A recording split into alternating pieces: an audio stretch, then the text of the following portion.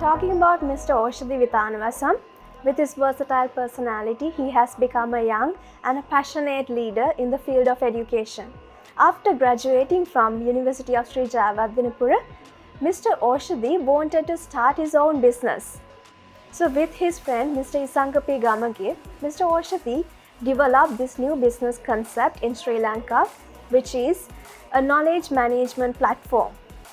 They started a new business and they called it as the International Institute of Knowledge Management, or in abbreviation TIIKM. From then onwards, they developed this business step by step. And by now, for this short time period of existence, TIIKM has organized more than 350 research conferences in more than 14 different locations all around the world, serving more than 7,000 researchers and helping them to present their research findings and publish their research papers in reputed journals by being a global brand. So what Mr. Oshadee Withanawasam does is not just a business, it's a social service by facilitating knowledge sharing and knowledge management for a sustainable future.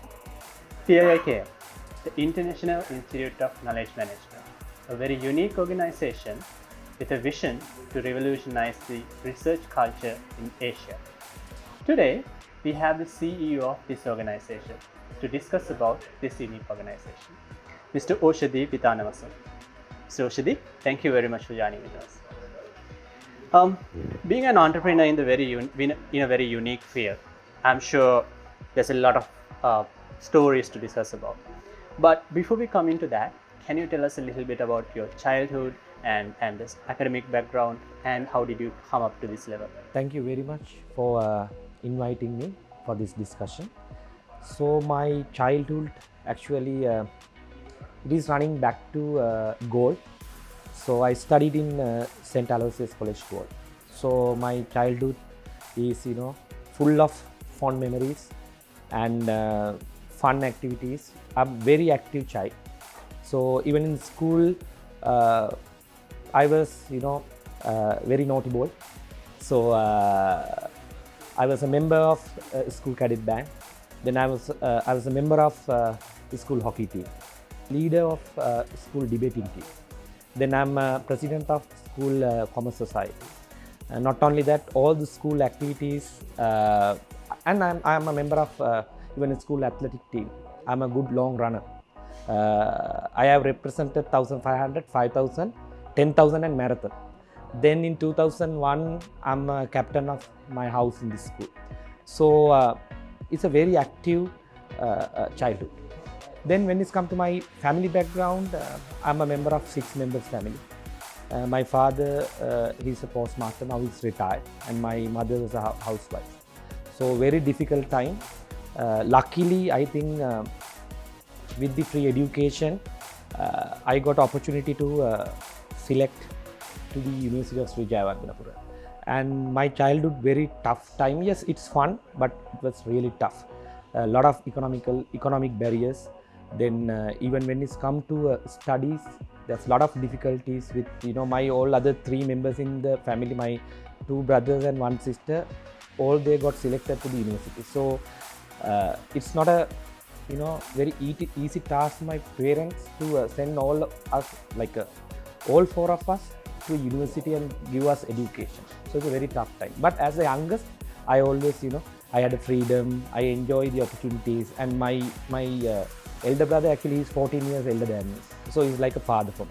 So I got that opportunity when when he was in the university, and he started his job, as I remember, in 1990. So that was the time I was starting my schooling. So I had that opportunity, but it's a very tough time. But it's a very active, full of fun time period. Then in 2001. Then 2003 actually, I passed A-levels.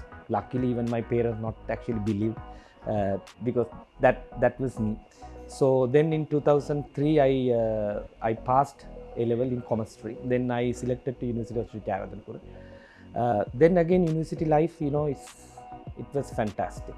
So I think that's changed me today who I am because of my university, nothing else. So in university also I was even I'm seeing in the social media and everywhere, university is all about ragging, all these unions and everything, but I'm a very active member in the council. I'm a member, I represented council, but I was into very active student politics, not into the what is we are seeing today. So in the university also I'm very active. That 4 years changed my entire life. Even I met my business partner in the university. So university given me everything. So I completed my university education in BSc marketing and with second upper class division. So after completing my university education, I thought I'm missing something. That is, I think, my international exposure, because in Sri Lanka we are rarely getting opportunities to get international exposure and exposed to international branding and international businesses. So I decided to do my masters outside of the country. So luckily my elder brother, he sponsored me. So in 2010, soon after finishing my university education in 2010, I migrated and I start my masters in UK, University of Wales, Cardiff. So that is again a very hard time period, because I paid around 30% installment in Sri Lanka. Remaining 70% I have to pay while I'm studying. So I have to, anyway I have no option, I have to do a job. So I start working as a customer assistant in Tesco. It's like shelf filling. So we are starting around 5 o'clock in the morning, then filling all shelves, then all doing hard work. But I got opportunity to work with many nationalities, from Europe to Asian. Even my team leader is a Pakistan. Then my manager, he's from Russia. So I think that exposure with Tesco, I start seeing things in a different way.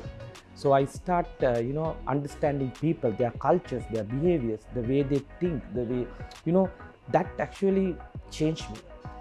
Then the same time, but by that time actually I have already started my business in Sri Lanka with my other friend.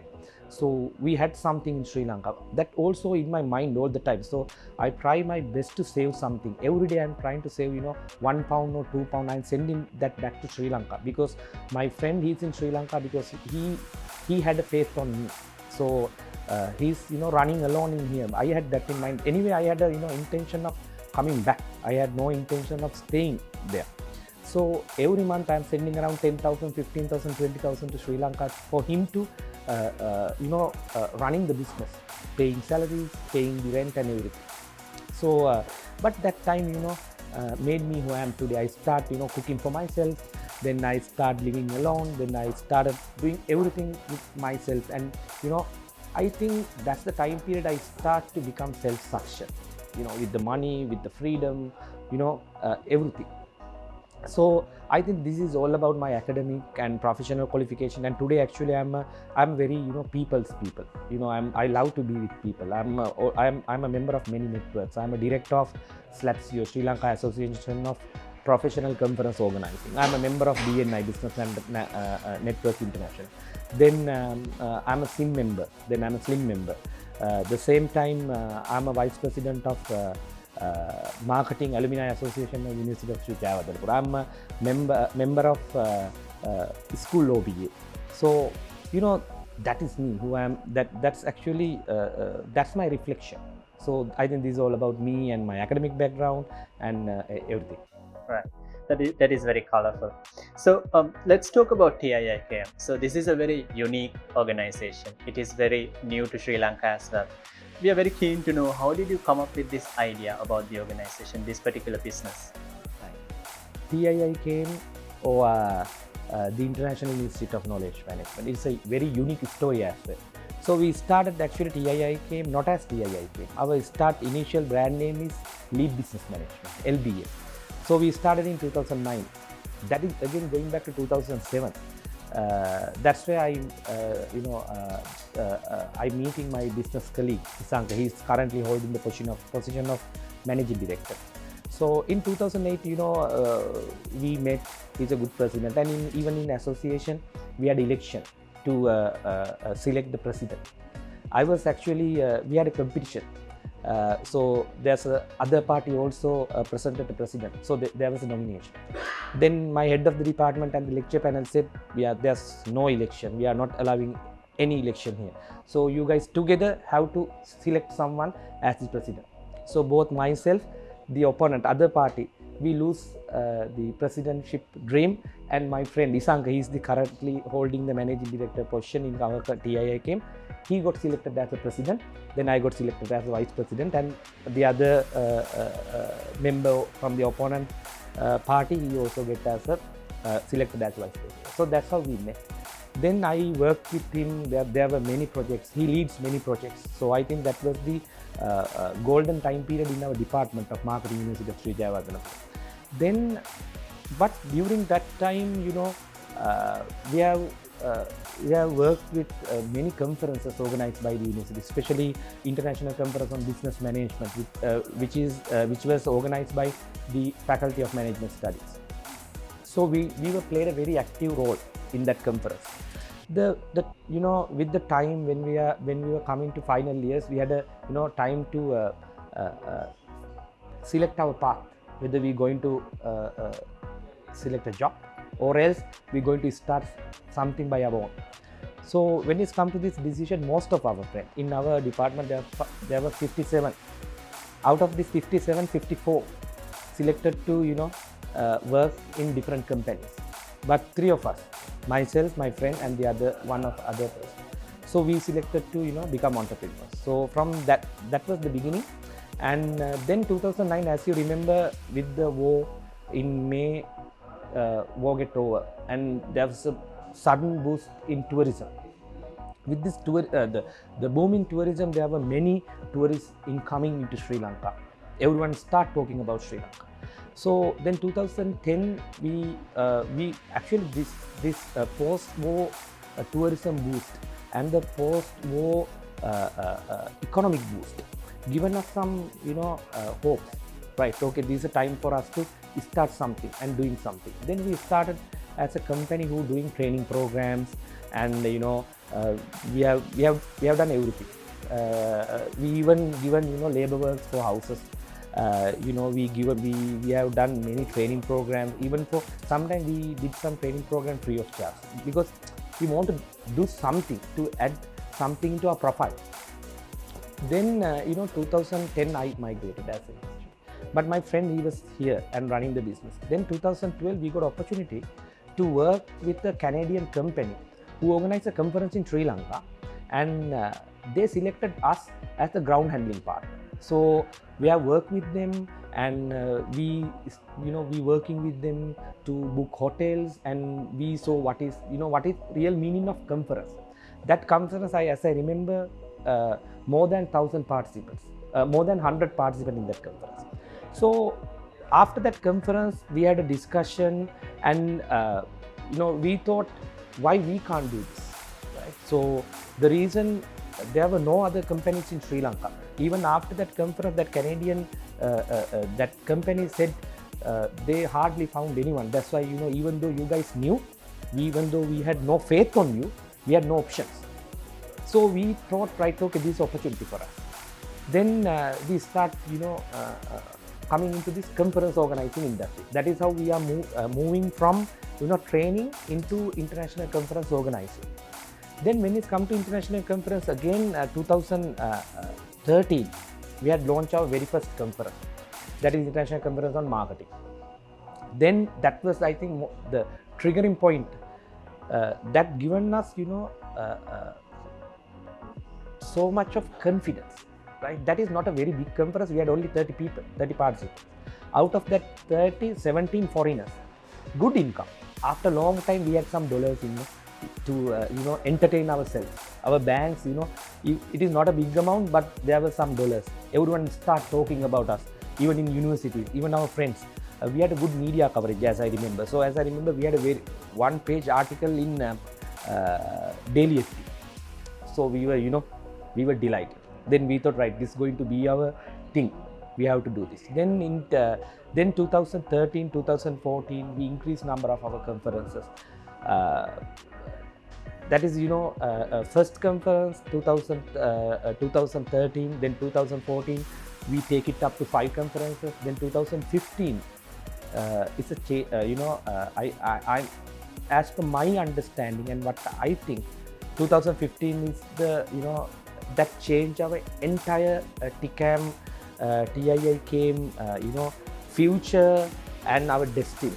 That's where we have organized our very first conference in outside of the country, in China. It's a very, I'm a risk lover.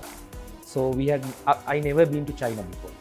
And it's a very tough, restricted time when it's come to visa. But we thought, right, okay, we'll organize something outside of the country.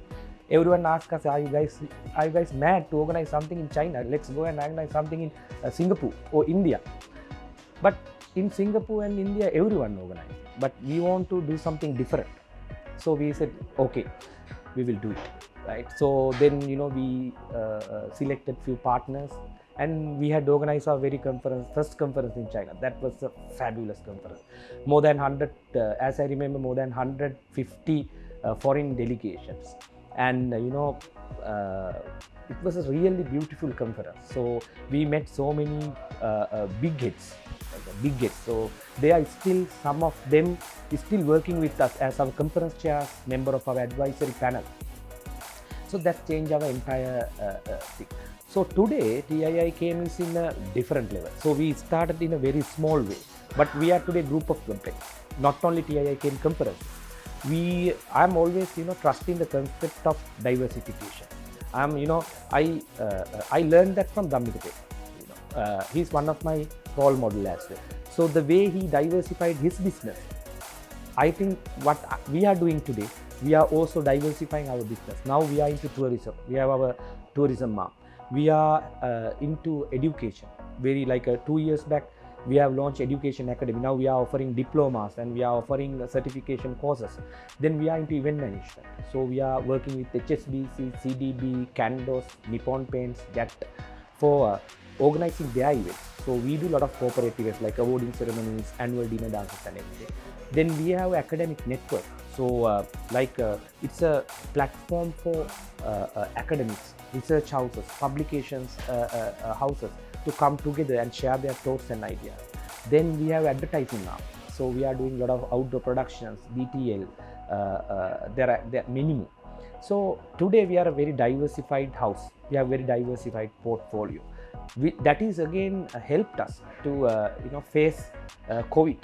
If we really trusted on one business, I'm sure I'm not talking to you here on this day. So as we have diversified on time, with the COVID, yes, we got impacted, but the effects was, we could it was in a manageable level. So this is all about our business, and it was a very up and down, a lot of challenges, very good journey. Wonderful. It's good that you mentioned about your keen eye to opportunities even at your young age. I think that's a very good learning point for so many of us who are very keen to know about leadership. So let's move on. Now, so many leaders have so many different driving factors behind them.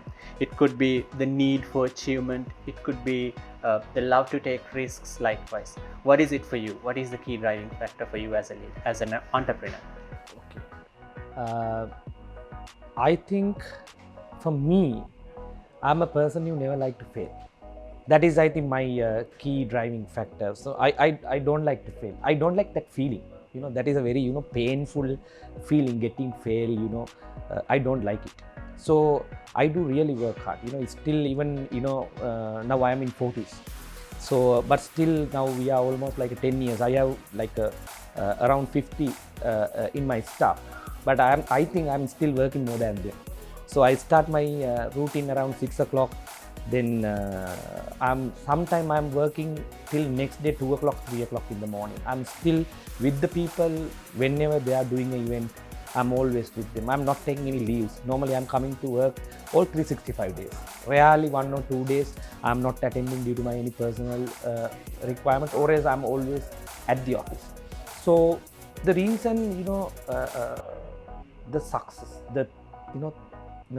that dying desire to be a successful person, that is not because of I had a hard time at my childhood, but because of, I think, getting success and achieving success for myself will give will make more successful people around me. If I get failed, there are many people around me also, they also get it failed.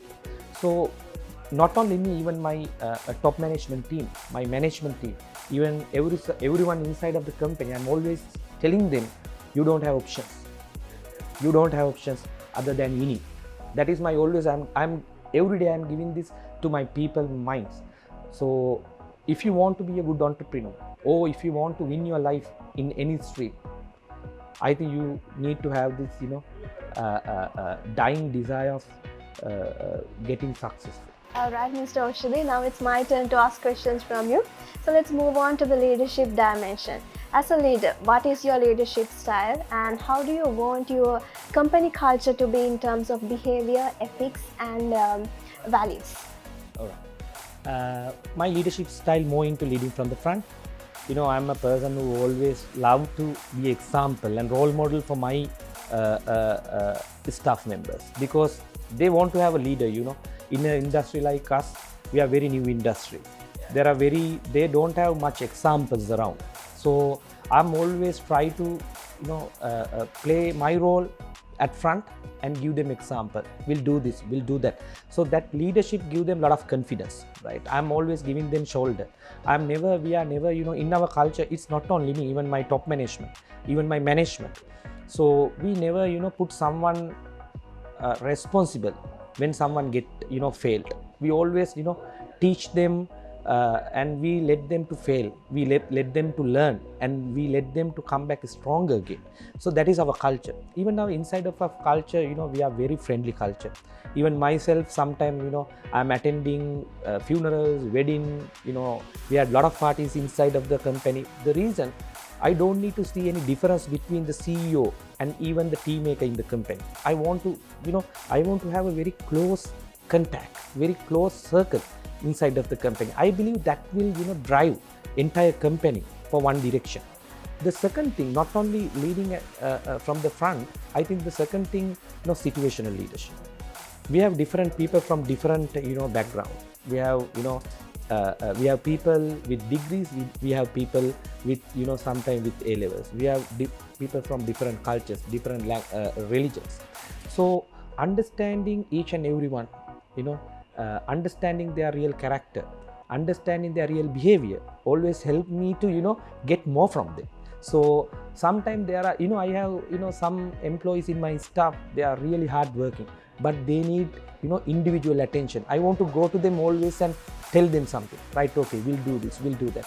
There are some other members, they are very self-motivated and, they don't want any support, but they want sometimes to fill their requirement. Sometimes they are some people are very, financial oriented, some are non-financial oriented. So understanding these individual behaviors, understanding these individual characteristics help me to, achieve my dream. It is actually not only my dream.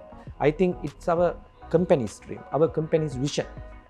And, this is all about in our company. So this entire thing we trying to inculcate within the company as our values. So even our values like networking, then we have values transparency, leadership, then friendly approach, flexibility, all these stuff I think come with this top to bottom leadership approach. Otherwise I think in our company, and one more thing I'm always saying to my people, try to be example, try to be a role model. So and try your best. End of the day, don't mind whether you're going to fail or whether you're going to be successful, but give your best. That I think end of the day changing our company's culture, even inside of the company performances, everything. Right, Mr. Oshadee. So I'm moving a little bit towards change management. So in our previous discussion, you mentioned that during the COVID time period, you experienced many difficulties. So what were your strategies to overcome those difficulties that you experienced during the COVID time period? When it's come to change management, first thing, you should have a very strong team who trusts the leadership, or who trusts the person who leading that change. So at that I remember in 2020 March 12. So I remember that day government said they're going the COVID is here now, and they're going to close. There was discussion going on. So the very first thing, we took a staff meeting, and I said, don't worry, nothing will happen to your job. We will look after you throughout this pandemic. So I think that trust in any change, you should have a strong team with one vision, one goal, and a strong leader. Then the second thing, adaptation. In a change in our culture, it is really easy for us, because the reason our entire staff is very young. Normally, compared to people who are born in 80s, 70s, the people who born in 90s and to millennials, they prefer to get risk, right? They are young, so they prefer to get risk. So that actually got that sort for us to face that COVID situation. Our young team become one of our strength. So they actually, when we had a very initial discussion with the entire staff at the COVID incident on, as I remember, 12th of March, they said, sir, don't worry, we don't need salaries, we will work for TICAN, right? So then we started work from home culture. We had a discussion, and we asked them, right, what I was suggesting, right? They said, right, okay, we don't need to stop our work, we'll anyhow continue our work. So we introduced work from home culture. I think we were one of the very first in the country who introduced work from home culture. On 18th of March, we had even done a workshop for even outside parties, how to do work from home. So we had done mini series of workshops. Then we did a FB campaign, how to do a productive work from home. After that, only TV and television stations start promoting it. So the work from home culture, we have promoted it heavily. Then the third thing, technically, in any change, right, you should have proper technical support. That means your knowledge, your skill about the subject, sometime about your technology. We very quickly adopted the technology. By that time, I think we were one of the very first who started working on Zoom, right? That's why, then after some time, we started one of our very new company called TICAM Events to do virtual and hybrid events. So quickly adopting this technology, that was again one of the biggest reason for us to go successfully through the COVID pandemic. So Mr. Oshadee, as a leader, what is your vision? Do you have a vision for yourself? For myself, my vision is becoming a global personal brand. That is my vision. I want to see myself one day in big screen. I want to see myself in a forum like World Economic Forum. I want to share my knowledge with many academics, researchers, and many people. Not only that, I have a vision of taking my company TIIKM into a globally recognized level. I want to make it also as a global brand. Already we have established TIIKM in many countries. Like in Indonesia, we are one of the leaders, and in Malaysia, we are one of the leading brand when it's come to research conference selection. So likewise, we are now working on it. So our presence in European region little less. So now we are working on it. So one day, like as you ask, what is your dream? My dream is becoming a global brand. That is wonderful, Mr. Oshadee. So my next question is about time management, because you are managing many businesses simultaneously at the same time. So as a person who's very busy, how do you manage your time, your work-life balance, your family and your work? How do you manage it? Very good question. Yes, I'm right now I'm managing 6 businesses, and I'm giving my best to all these 6 businesses as well.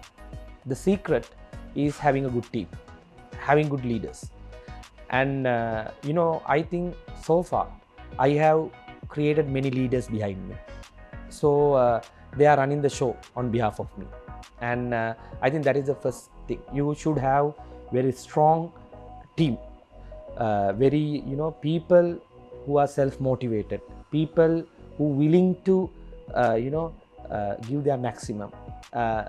That is first thing. If you want to run many businesses, you must have very strong team. Then the second thing, work delegation. I'm a very yes, I'm working really hard, but most of my time I used to talk to people. I'm always ask some of my leaders to come and sit with me, right? Okay, let's do this, right? So this do it. So likewise, I delegate my task. I'm not going to do everything. The reason again, the trust I'm keeping on them. If you can't delegate your power, if you don't trust them, to trust them, you should have a very strong team.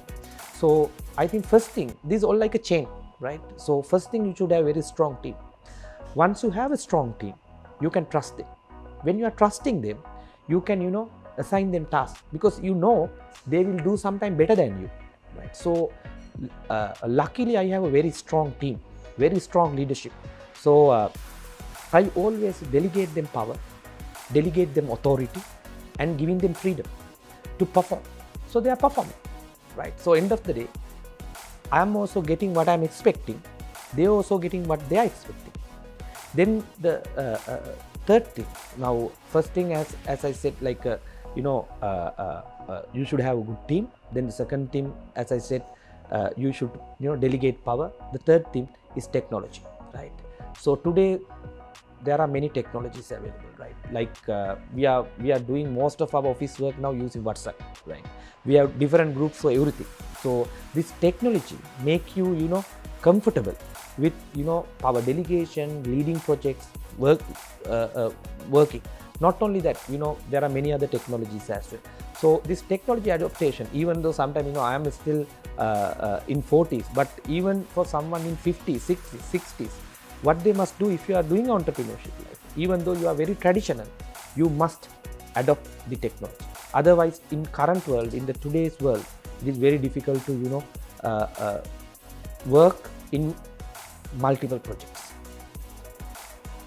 So Mr. Oshadee, rooting from that answer you gave, we experienced that you mentioned your team, about your team several times.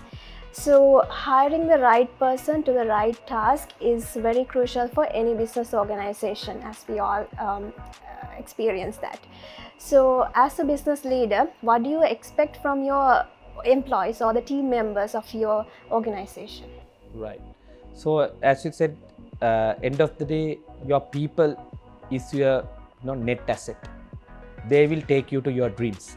No one else. Even you can't alone achieve your dreams.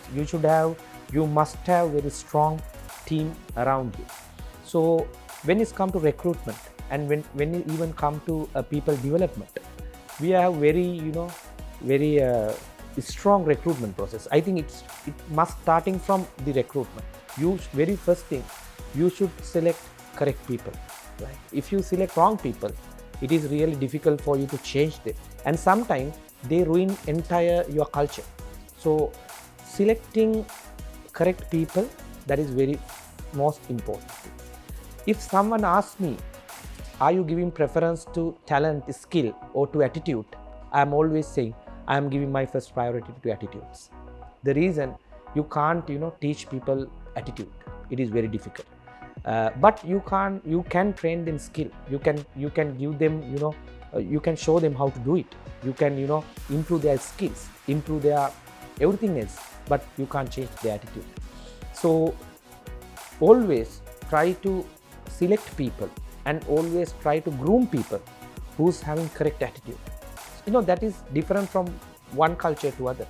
My culture is different, so I must looking for people who's matching to my culture. Sometimes that person's not good enough for another culture. So it is like even from company to company there are different cultures. That is the second thing. Then the third thing, to have a successful team, you have to lead them properly. Leading them properly mean in our company we have to give them a proper platform to perform, right? Everyone in my company, everyone are equally talented, but they are talented different streams. Some are good in communication, some are good in writing, some are good in digital, and some are good in some other streams. What we are doing is we are giving them a platform to perform. In our platform, in our culture, everyone having equal opportunities, even managers, even subordinates, everyone having equal opportunities. And our culture is very performance based culture. If you are a person who performing well, sometime when we are giving promotions and when we are giving other benefits, we are not really going after seniority only. We are giving opportunities for people who are performing well. So in this culture, everyone trying to perform well. So if you are giving them a correct platform for them to learn, and if you are really leading them well, and if you are giving them enough opportunities to grow, definitely you can build a very strong team. But in some cultures, what I have witnessed, they always trying to control their culture. They are trying to control their people. That will not work, right? But what will work is giving them opportunities to groom, giving them platform to fail and learn, giving them platform to perform, and giving them the feeling of if you work hard, if you perform well in your company, you have a place, right? You can go in your career ladder. So we have given this trust, and even within the culture we have make many examples, right? Even my general manager, he started as a management trainee 7 years back. Now today he is my group general manager, and I have more than 7 members who had spent more than 5 years in my company. Compared to my cadre, I have around 40-45 people. 7 people is staying more than 5 years means it is like a more than 15-20% percentage. My entire company is we are 9 years old. So out of 9, 7, someone is staying 7 years means that person is almost spent our company's lifespan. So this is a culture we built inside, and this is how we are grooming and training and building people, giving them opportunities, giving them a feeling of performance will give them opportunity to go up in the career ladder, and selecting good attitude people and giving them correct leadership. So this will make any team strong and better.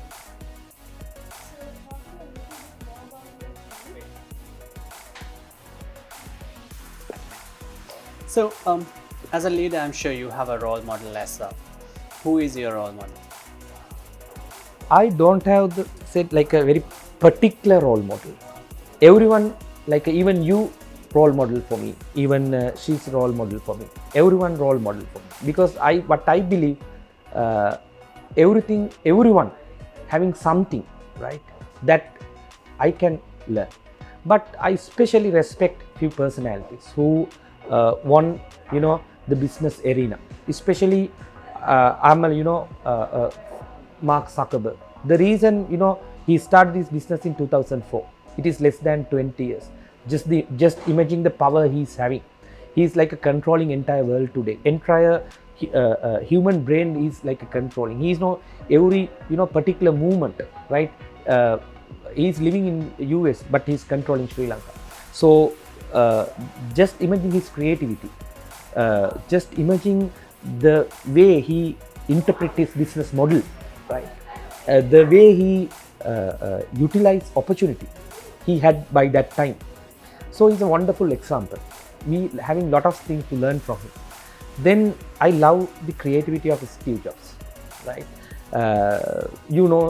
Steve Jobs' story, right? So many failures in his career. Then his own people, betrayed him, but he came back stronger, and he built more sophisticated element on this earth. I think that is Apple, right? Just imagine